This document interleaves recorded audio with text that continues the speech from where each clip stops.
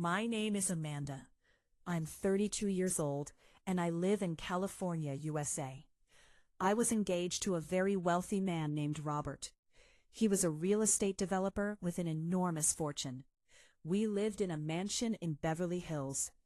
My life was a whirlwind of private jets, designer boutiques, and lavish parties. Everyone told me how lucky I was.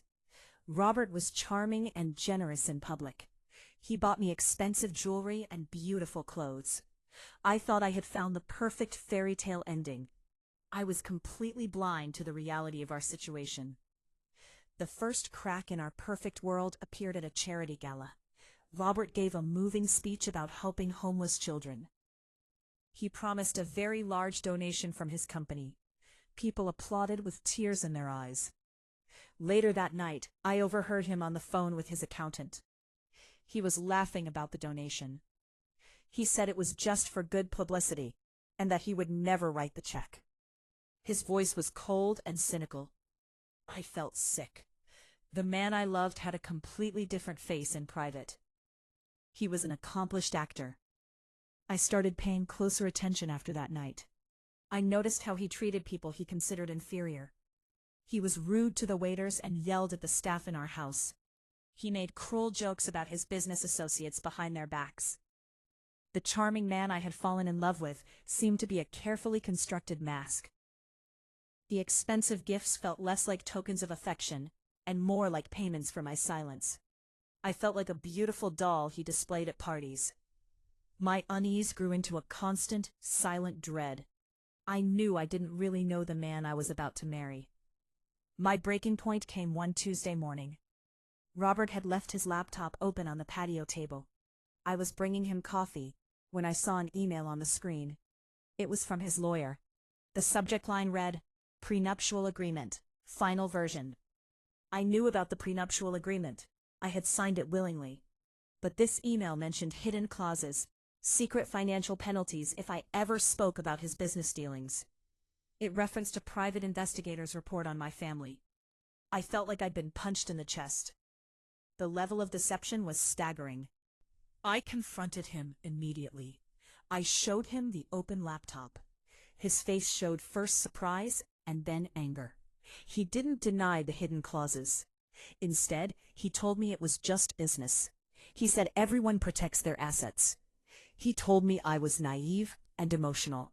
He told me I should be grateful for the life he was giving me. His words were like ice. He saw our relationship as a business transaction. He saw me as a risk to manage, not a partner to trust. At that moment, my love for him died completely. I left the mansion that day. I took only my personal belongings and my car. I left the jewelry and designer clothes on the bed. They felt dirty and full of lies. I drove to my sister's small apartment in San Diego. I cried for the entire 4-hour drive. I wasn't crying over the lost money or the luxurious life.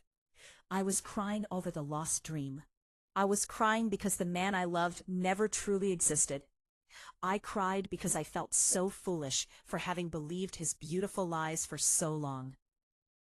The first few weeks were difficult. I had very little money of my own. I got a job as a waitress at a local cafe. The work was hard and the pay low, but it felt honest. I rented a small studio apartment overlooking a brick wall. It was 1,000 times smaller than the mansion, but it was mine. I didn't have to pretend anymore. I could simply be myself. The simple truth of my new life was a relief. I was free from the gilded cage Robert had built for me. Robert tried to contact me many times. He sent flowers to the cafe. He left voicemails saying I was making a huge mistake. He promised to change the prenuptial agreement. He said he would be more open with me. His promises meant nothing. I knew he wasn't capable of changing. He was a man who built his life on deceit. I blocked his number and threw away the flowers. I was determined that his lies would never touch my life again. My future was mine now, and I would protect it fiercely. I started studying at night.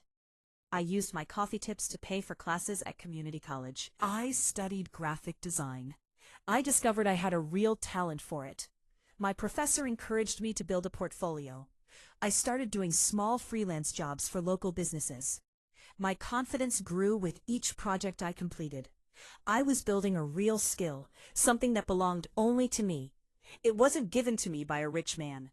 I was creating my own value in the world, and it felt wonderful. My life now is simple and real. I have a small but successful business. I'm a freelancer.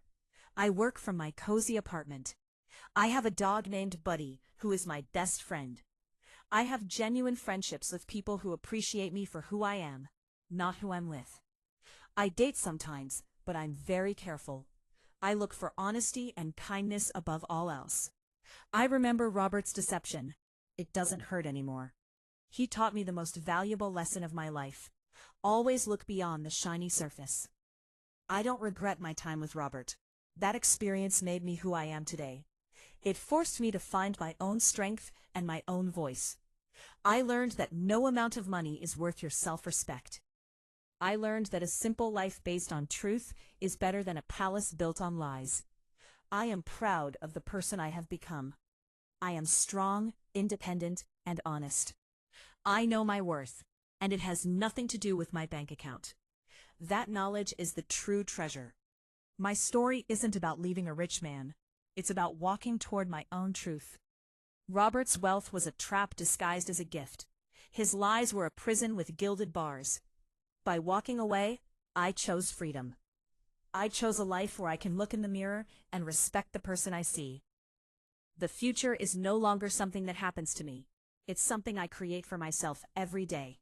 I am the author of my own story now, and I am writing a very good one. This journey taught me that the brightest smiles can hide the darkest hearts. I learned to trust my instincts when something feels wrong. My happiness now comes from within, not from expensive things or a man's approval. I am building a life based on my own efforts and values. Every small success feels earned and real. I sleep peacefully at night, knowing I own every part of my life. There are no more secrets, no more lies, just the honest, sometimes difficult, but always rewarding truth of being truly myself.